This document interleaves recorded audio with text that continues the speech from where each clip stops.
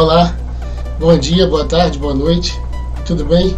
Seja mais uma vez bem-vindo ao meu canal Café Pingado, Ciências Sociais, Direito e Geeks. E mais uma vez dando continuidade ao nosso novo projeto, as nossas novas análises, né, o novo cenário, né, os novos vídeos.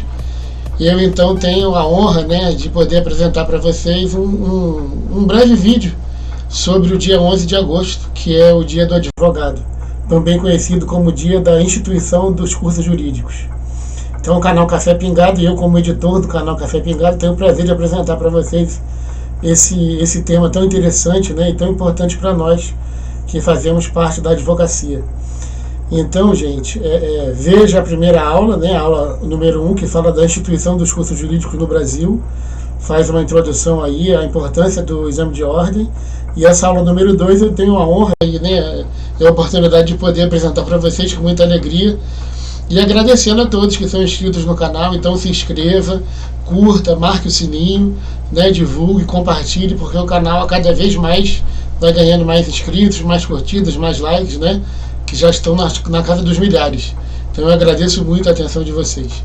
Há um ano atrás eu não pude fazer, né, um vídeo como esse, mesmo tendo inaugurado os vídeos do canal em abril do ano passado. Porque entre julho do ano passado até novembro, início de dezembro, eu tive uma crise aguda, né, no nervo ciático e estava entrevado literalmente, não conseguia nem andar direito, né, de tanta dor que eu tive. Foi um período muito difícil. Esse início do home office, não só para mim, como para muitas outras pessoas, né, foi um período complicado, difícil de você se adaptar, ter que fazer da casa seu escritório, do escritório a sua casa, né, e hoje não, hoje eu já tenho toda uma estrutura ergonômica, né, adequada, e consegui superar com muita fisioterapia, com muito remédio, né, essas dores, e hoje estou podendo fazer o que eu não pude fazer no ano passado, em relação ao dia 11 de agosto. Então, o dia 11 de agosto de 1827 é o dia que marca, né, que inaugura, a partir de um decreto imperial de Dom Pedro I, a instituição dos cursos jurídicos no Brasil, e também a nomenclatura, né, que todo e qualquer advogado que exercesse a profissão, né, regularmente, fosse inscrito para tal, poderia ostentar o título de doutor. Então daí que vem, né, doutor antes do nome de qualquer colega ou de qualquer advogado, né. Nós fazemos questão de, mesmo mais de 200 anos depois, ostentar o que para nós é um orgulho, né, é uma glória muito grande, a questão do doutor, por um decreto imperial que continua, né, em vigência em virtude disso, né. Não só instituiu dia 11 de agosto de 1827 os cursos jurídicos, né, 2 cursos de direito, como também implementou a nomenclatura de doutor antes do nome do advogado, né, formado e que tivesse a possibilidade de exercer sua profissão. Então, quem não é advogado, seja bem-vindo, né, aqui é o meu canal, assista o vídeo, talvez você se interesse em fazer um curso de direito.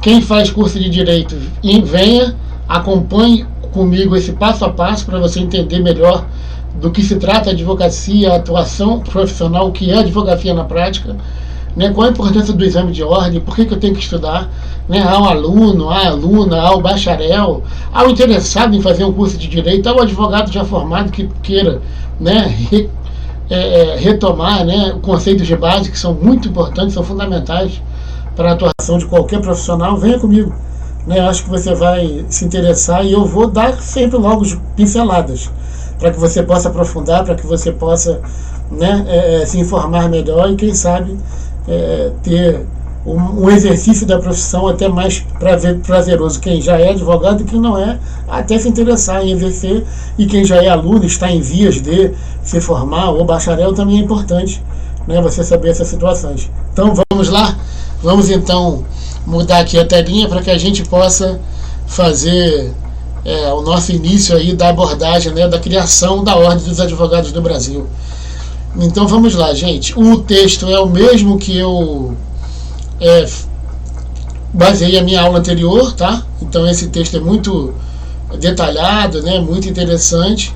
Então o exame jurídico, o ensino jurídico e o exame da OAB, né, que eu já falei para vocês, é esse mesmo texto que eu continuo trabalhando. Hoje é bem mais curto, não é aquela aula maior que foi aquela aula introdutória, mas a gente vai poder compreender aí alguns conceitos de forma mais adequada. Vamos lá.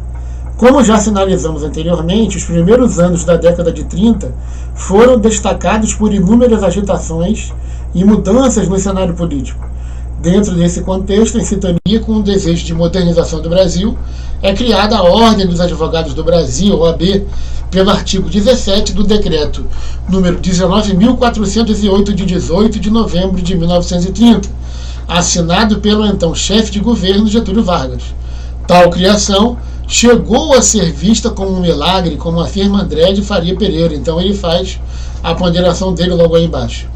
A criação da Ordem dos Advogados, naquele momento histórico, constituiu um verdadeiro milagre, em que hoje eu mesmo custo acreditar. Em verdade, ao mesmo tempo em que a derrocada das instituições rasgava pela Revolução Vitoriosa a Constituição e as leis, e concentrava nas mãos do ditador os três poderes constitucionais da República, ferindo o próprio Poder Judiciário, no momento em que a insânia do poder pessoal se instalava no país, com todas as agravantes do arbítrio da violência, foram subtraídas à centralização dominante e entregues a órgãos da própria classe e disciplina e seleção de seus membros. Então foi entregue à própria classe, né? E ao próprio órgão da OAB a disciplina e como é que seria feito o ingresso desses membros, né, nos quadros da advocacia.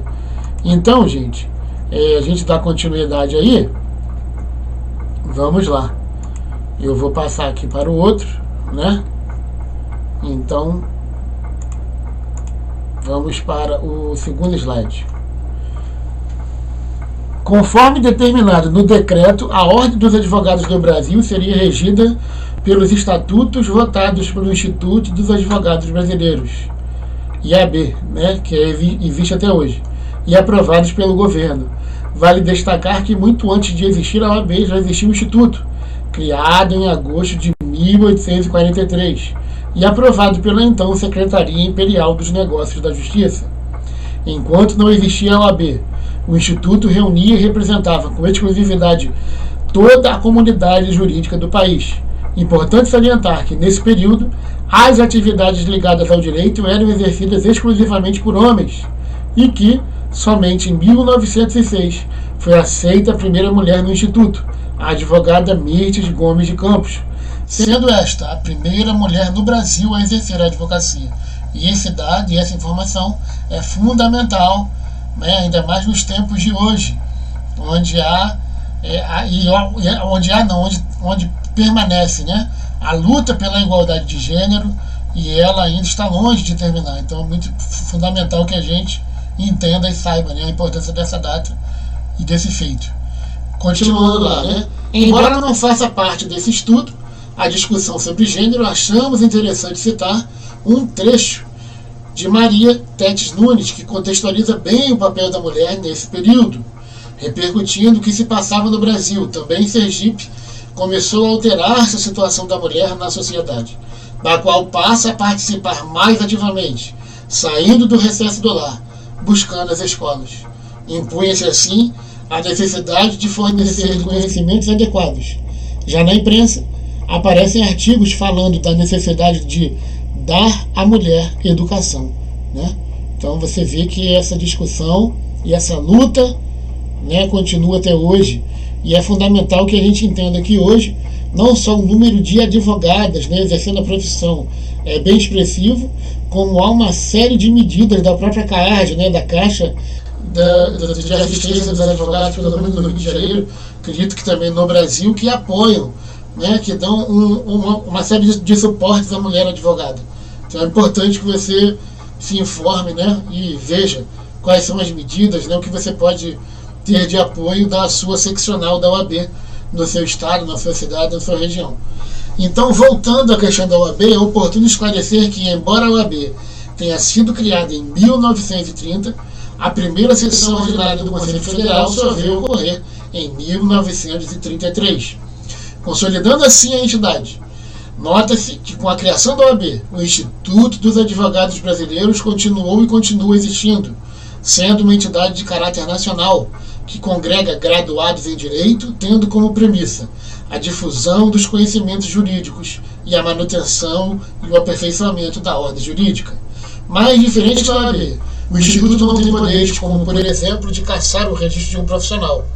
Desde seu surgimento, a OAB vem participando ativamente dos grandes momentos políticos brasileiros e, legalmente, é entendida como uma associação civil, sem fins lucrativos, que tem representações ou seccionais em todos os estados da federação para representar os advogados. Como sociedade civil, exerce o papel de mediadora entre a sociedade civil e o Estado, cumprindo inclusive a prerrogativa corporativa de selecionar os profissionais tidos como preparados, ou melhor, os aprovados no exame de ordem. Considera-se advogado, né, aqueles que cumprem os requisitos da Lei Federal nº 8.906, de 1994, que dispõe sobre o Estatuto da Advocacia e a Ordem dos Advogados do Brasil. Entre os requisitos para inscrição como advogado consta que é necessário diploma ou certidão de graduação em Direito, obtido em instituição de ensino oficialmente autorizada e credenciada e aprovação em exame de ordem, além de pagamento anual ao OAB de seu Estado, valor que varia de seccional para seccional. Então, gente, foi um breve esforço histórico, né, da criação da Ordem dos Advogados do Brasil. Tudo que foi dito aí é importantíssimo no sentido histórico e no sentido da tradição, né? O direito, né, o curso de direito, a profissão da advocacia, ela é permeada pela tradição, né? Não só jurídica, como também na postura, na conduta. E o Estatuto da Advocacia, né, o Estatuto da Ordem dos Advogados do Brasil, ele implementa não só os direitos, como os deveres e as prerrogativas profissionais do advogado. O advogado tem prerrogativas profissionais inalienáveis, né? O advogado tem uma série de prerrogativas que não são privilégios, né, quanto ao trato com o cliente, quanto ao sigilo das informações tratadas com o cliente, quanto à inviolabilidade do seu local de trabalho. Pode ser uma mesinha, né, na praça ali. Eu estou com uma mesa na praça, estou com um notebook. Exercendo a advocacia, você é inviolável na conduta e na prática do ato profissional. A mesma coisa em qualquer tribunal, em qualquer repartição pública ou privada, né? A mesma coisa em qualquer vara, em qualquer sessão de audiência, em qualquer sessão de julgamento, né? A prerrogativa profissional impera e diz, né, que não há nenhum tipo de hierarquia entre o advogado, o juiz, desembargador, ministro e membros do Ministério Público. Não há hierarquia. Você tem que sempre, né, se colocar à disposição de esclarecimentos, chamar pela ordem e fazer suas ponderações e suas colocações, e nunca aceitar nenhum tipo, né, de interferência indevida na sua atuação profissional. Que a atuação profissional, como eu disse, ela aceita ponderações, aceita considerações, jamais aceita determinações. Então isso é muito importante para o profissional da advocacia. A ponderação, a orientação e a consideração são válidas, porque permitem o diálogo, né? Então qualquer coisa que ultrapasse isso, faça uso da sua prerrogativa profissional na advocacia. Se você não for advogado ainda, né, saiba que é importantíssimo que você faça valer a prerrogativa do profissional da advocacia. E aí eu quero, antes de encerrar, trazer os 10 mandamentos, né, da conduta que o advogado, a advogada, tem que ter, né, durante o curso da sua carreira profissional. Eu tenho 16 anos de atuação, né, e procuro sempre manter o que eu posso, não é muito fácil, né? Então vamos lá, desses mandamentos aí do Eduardo Couture. Então, os 10 mandamentos do advogado. Primeiro, estuda. O direito se transforma constantemente. Se não segue seus passos, serás a cada dia um pouco menos advogado. O estudo, a atualização, a leitura é perene, é permanente. Você nunca vai deixar de fazer. Segundo mandamento, pensa. O direito se aprende estudando, mas se exerce pensando. Por isso que eu discordo, né, de algumas informações que saem na mídia, né, algumas notícias, que os advogados serão substituídos por robôs futuramente.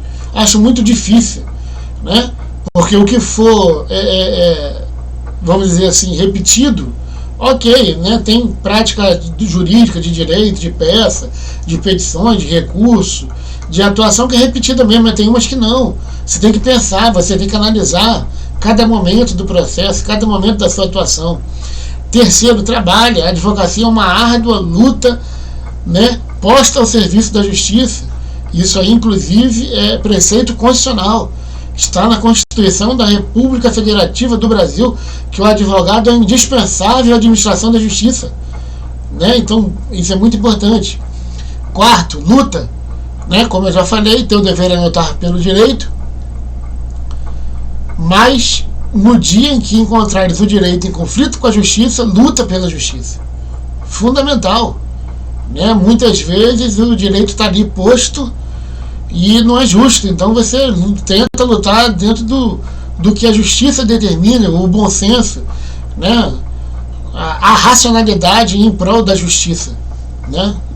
Do próximo, né? Do sujeito em si, que é detentor desse direito subjetivo, que através do direito objetivo codificado, né, chegará a uma pretensão jurídica estabelecida.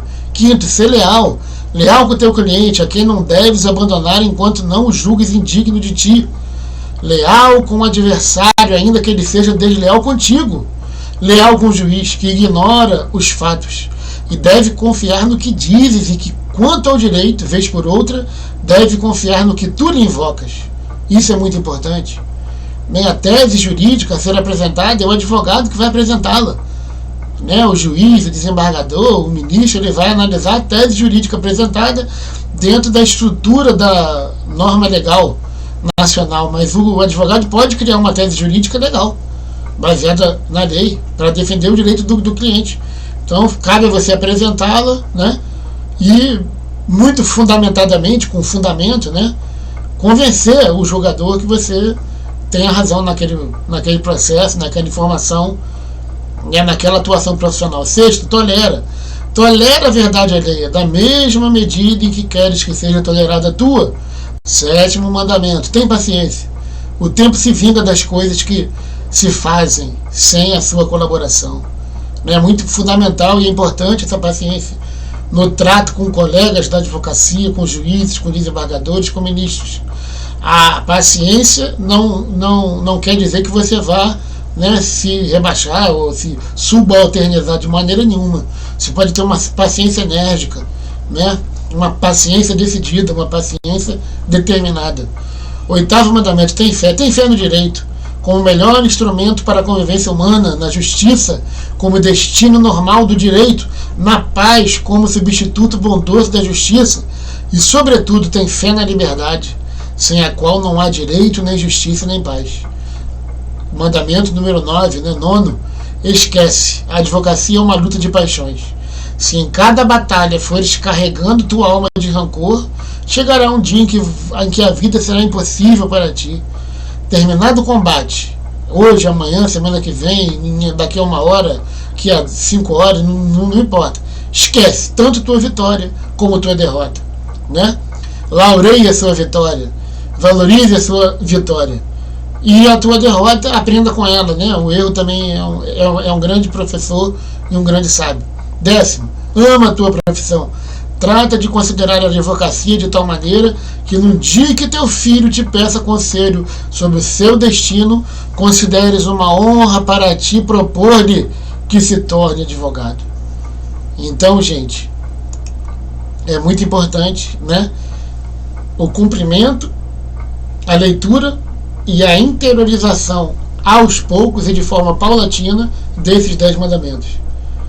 Leia novamente, escute o vídeo novamente, saiba o que é a advocacia, o que é ser advogado e como é difícil e árdua a tarefa. Eu estou, há 16 anos nessa caminhada, mas também é muito recompensadora, mas também é muito importante para a vida, né, do advogado, da advogada, que leva, né, a profissão realmente com seriedade, com galhardia, com firmeza e com serenidade. Então, gente, para que eu possa encerrar aqui, eu vou fazer 2 dicas, né, aqui como eu sempre faço no nosso canalzinho. A primeira dica é essa dicasinha aí de documentário que eu tinha postado no ano passado. Essa dica é Sobral, o homem que não tinha preço. Então dê uma olhada lá, eu vou deixar o link de novo aqui embaixo, né, na descrição, quem quiser acessar pelo link. Então dê uma olhada e veja a trajetória do Dr. Heráclito Sobral Pinto. Veja como é importante você ter, né, e ele foi advogado no Rio de Janeiro. Você tem um advogado como ele como exemplo, como farol, como uma muralha, né, lapidar de atuação profissional. Veja quantas vidas o doutor Sobral Pinto salvou, né, dos porões da ditadura. Veja os depoimentos, veja a sua atuação profissional. Veja a importância de um homem como ele, que hoje, né, é homenageado na própria sede da OAB principal aqui do Rio de Janeiro, na Vila Marechal Câmara, né? O nome dele está lá eternizado, né, no prédio, para que ele sempre seja lembrado, mas para lembrar você tem que saber da história dele. Então veja lá, né, e curta esse documentário. E a minha última dica, que vai ficar aqui, inclusive, até porque é bem recente, né, a divulgação desse filme, e me impactou muito, Doutor Gama. Então, gente, Luiz Gama, ele é um outro exemplo de atuação profissional do advogado, que nesse caso, né, lá na época do Império, determinou o salvamento da vida de algumas pessoas que eram consideradas coisas. Então você atuar profissionalmente, sendo negro, né, defendendo escravo, né, você imagina a luta de um homem, de um advogado, né, como Luiz Gama, que é um exemplo magistral, como é o doutor Sobral Pinto, para a nossa profissão. Então, no final desse videozinho, né, no final dessa nossa aulinha aqui, eu vou deixar aqui, não interrompa o vídeo, eu vou deixar o trailer do filme. Então, observe o trailer, veja que o trailer traz muitas informações e prepara, né, um filme que realmente vai ser muito emocionante, que nós assistamos. Então, gente, eu espero que vocês tenham gostado, né, da nossa, não digo nem aula, né, da nossa apresentação de hoje, da homenagem que eu deixo aqui a todos os advogados, a todas as advogadas, a homenagem que eu deixo a todos os estudantes, aos alunos, às alunas, né, aos bacharéis em direito que pretendem ingressar na advocacia e para todos que querem conhecer melhor o que é a advocacia. Então, deixo aqui nesse 11 de agosto, né, minhas mais sinceras homenagens, e como editor do canal Café Pingado, não posso deixar de recomendar que você não veja só o trailer do filme, né, no finalzinho do vídeo, espera um pouquinho que ele já vai começar, como também o link aqui da dica de documentário do próprio canal Café Pingado, com o seu cafezinho pingado, né? O café mais forte, mais fraco, com leite, sem leite, aí fica a seu critério, adoçante, açúcar, mas não deixe de ter o cafezinho para acompanhar, né, a sua visita ao canal e a visualização dos vídeos. Agradeço imensamente, obrigado mais uma vez. Grande e forte abraço. Tudo de bom. Tchau.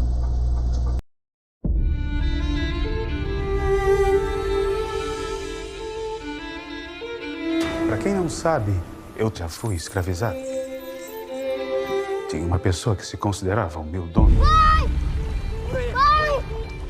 Eu sei o que é ser tratado como uma coisa.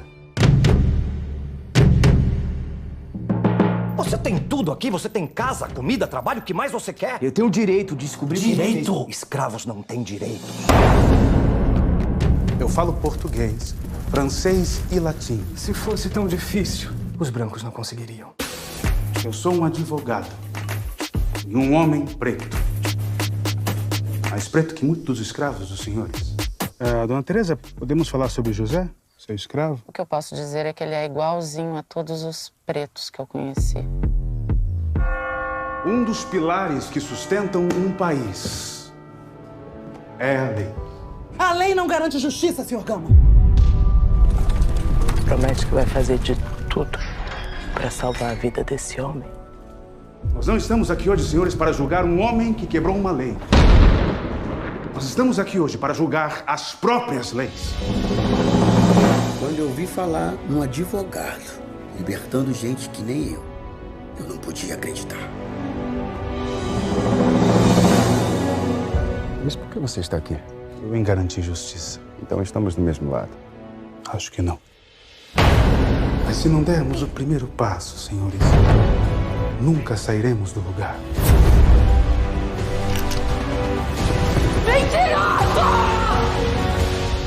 Precisamos fazer desse país um país justo para todos. Todos.